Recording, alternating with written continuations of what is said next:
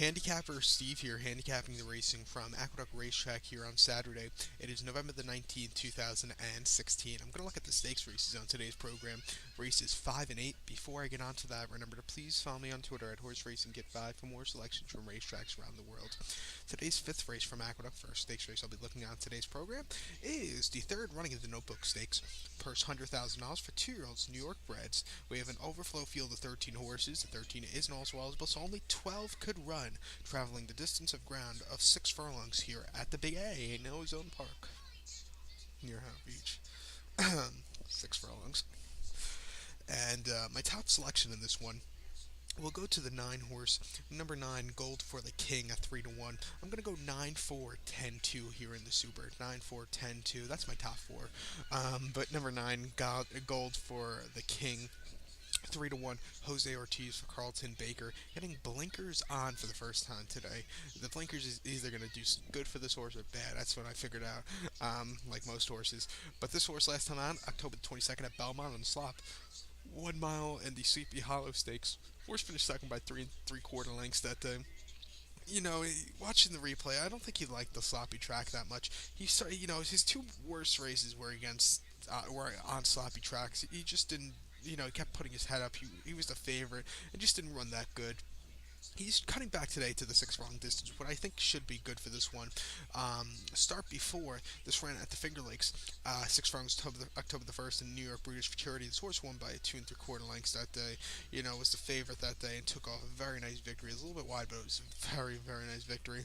And then the Funny Side Stakes, Saratoga on the mud, 6.5 furlongs, August the 26th. Horse finished third by 13 1/4 lengths behind Syndergaard. Syndergaard went on to run in the Breeders' Cup Juvenile. I don't think he finished anywhere, but this horse was a little bit wide and really didn't do anything against a very good horse. And plus, you have to remember it was the muddy track that day. Also, he doesn't really do good with the mud. I figured out. I think he should do well cutting back to the 6 furlong distance. I think he's bred to go for the this distance for sure.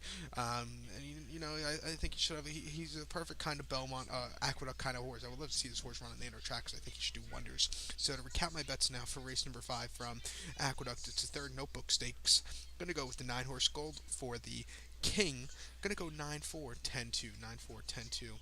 To race number 8 now from Aqueduct.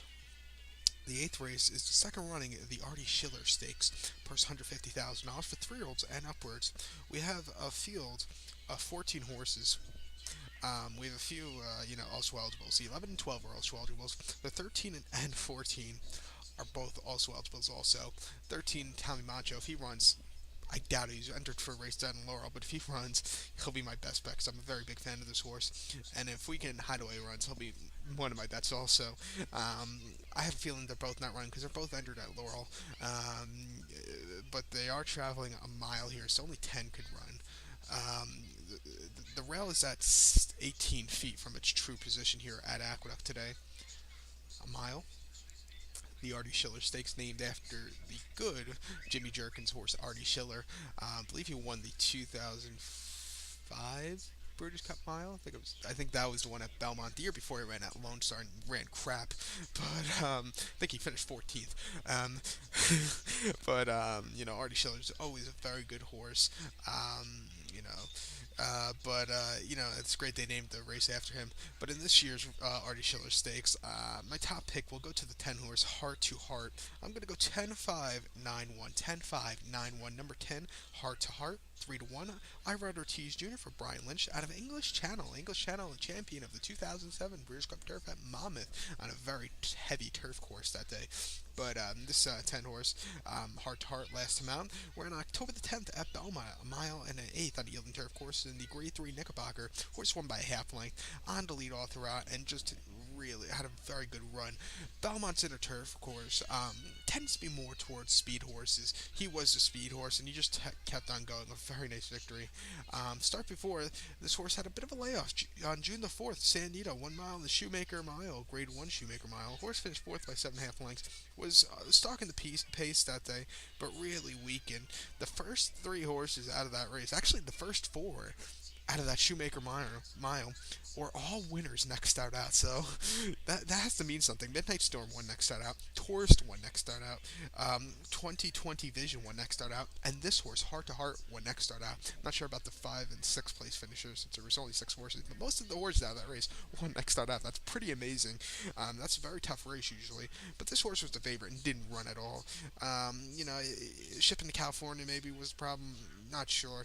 But then start before this horse ran a Keelan, a mile in the makers, 46 miles. This horse finished second by 1 1/4 lengths behind Miss Temple City, who closed up that day. This horse broke through the gate that day, set the pace early on, but got taken over by the eventual winner, Miss Temple City in the stretch, who won the Makers 46 mile and also won the Shadwell Turf mile back in the fall also. But I think this horse should have a very good run here today. It's probably going to be the horse's last start until probably going to send this horse down to South Florida to Gulfstream Park to probably run in the Fort Lauderdale like this horse did last year. But I think this horse will have a good run here today. I'm going to use this horse as a top pick. So to recap my bets for race number 8 from Aqueduct Racetrack. It's the second Artie Schiller Stakes. Going to go with the 10 horse. Going to go 10-5-9-1. 10-5-9-1. So good luck to all and follow me on Twitter at Horse Racing Kid 5. Good luck, everybody.